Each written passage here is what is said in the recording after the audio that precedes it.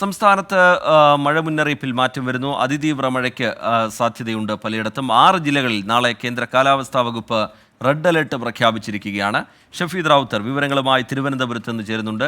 ഷഫീദ്, പുതിയ മുന്നറിയിപ്പ് എങ്ങനെയാണ്? ഏതൊക്കെ ജില്ലകൾ ജാഗ്രത പുലർത്തണം? എവിടെയൊക്കെയാണ് റെഡ് ഓറഞ്ച് അലേർട്ടുകൾ നിലനിൽക്കുന്നത്? ഷഫീദ്, രജിത്ത്, സംസ്ഥാനത്ത് അതിതീവ്ര മഴയ്ക്ക് സാധ്യതയുണ്ട് എന്നുള്ളതാണ് കാലാവസ്ഥാ വകുപ്പ് ഇപ്പോൾ അറിയിച്ചിരിക്കുന്നത്. ഇതിന്റെ പശ്ചാത്തലത്തിലാണ് സംസ്ഥാനത്ത് ജില്ലകളിൽ റെഡ് അലേർട്ട് പ്രഖ്യാപിച്ചിട്ടുള്ളത്. മലപ്പുറം, കോഴിക്കോട്, വയനാട്, കണ്ണൂർ, പത്തനംതിട്ട, കോട്ടയം ജില്ലകളിലാണ് റെഡ് അലേർട്ട്. കുറഞ്ഞ സമയം കൊണ്ട് വലിയ മഴയുണ്ടാകുന്നതിനാൽ ഇത് മലവെള്ളപ്പാച്ചിലിലേക്കും മിന്നൽ പ്രളയം പോലുള്ള സാഹചര്യത്തിലേക്കും വഴിവെച്ചേക്കാം എന്നുള്ളതാണ് കാലാവസ്ഥാ വകുപ്പിന്റെയും ദുരന്ത നിവാരണ അതോറിറ്റിയുടെയും മുന്നറിയിപ്പ്. നഗരപ്രദേശങ്ങളിലും പൊതുവെ താഴ്ന്ന പ്രദേശങ്ങളിലും വെള്ളക്കെട്ട് രൂപപ്പെടാനുള്ള സാധ്യതയും പ്രവചിക്കുന്നുണ്ട്.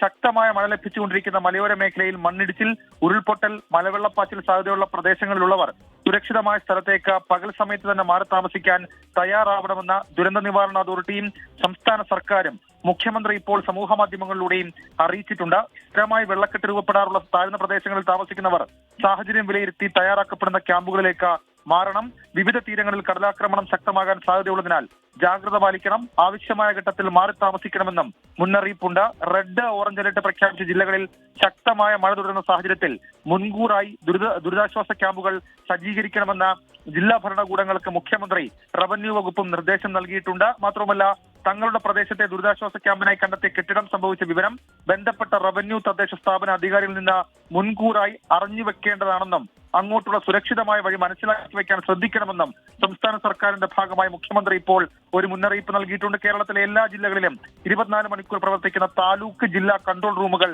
പ്രവർത്തനം ആരംഭിച്ചിട്ടുണ്ട്.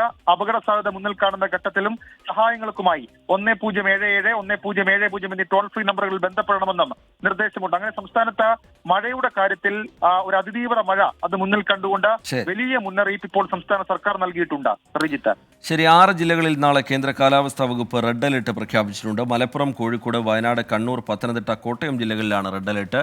റെഡ് അലേർട്ടും ഓറഞ്ച് അലേർട്ടും നിലനിൽക്കുന്ന ജില്ലകളിൽ പ്രത്യേക ജാഗ്രത അവിടെയുള്ള ജനങ്ങൾ പാലിക്കണം എന്നുള്ള നിർദ്ദേശം ഒരിക്കൽ കൂടി ആവർത്തിക്കുകയാണ്. അപകടങ്ങൾ ഉണ്ടാകാൻ സാധ്യതയുള്ള ഇടങ്ങളിൽ നിന്ന് സുരക്ഷിതമായി മാറി താമസിക്കണം എന്നതടക്കമുള്ള നിർദ്ദേശങ്ങൾ സർക്കാർ നൽകുന്നുണ്ട്. അതെല്ലാവരും കൃത്യമായി പാലിക്കുകയും ചെയ്യണം. ഇടുക്കിയിൽ നിന്ന് പുതിയൊരു വിവരം പുറത്തു വരുന്നത്, കനത്ത മഴ തുടരുന്ന സാഹചര്യത്തിൽ അപകട സാധ്യത ഒഴിവാക്കുന്നതിനായി തിങ്കളാഴ്ച ഇടുക്കി ജില്ലയിലെ പ്രൊഫഷണൽ കോളേജ് ഉൾപ്പെടെയുള്ള എല്ലാ വിദ്യാഭ്യാസ സ്ഥാപനങ്ങൾക്കും ജില്ലാ കളക്ടർ അവധി പ്രഖ്യാപിച്ചു എന്നത്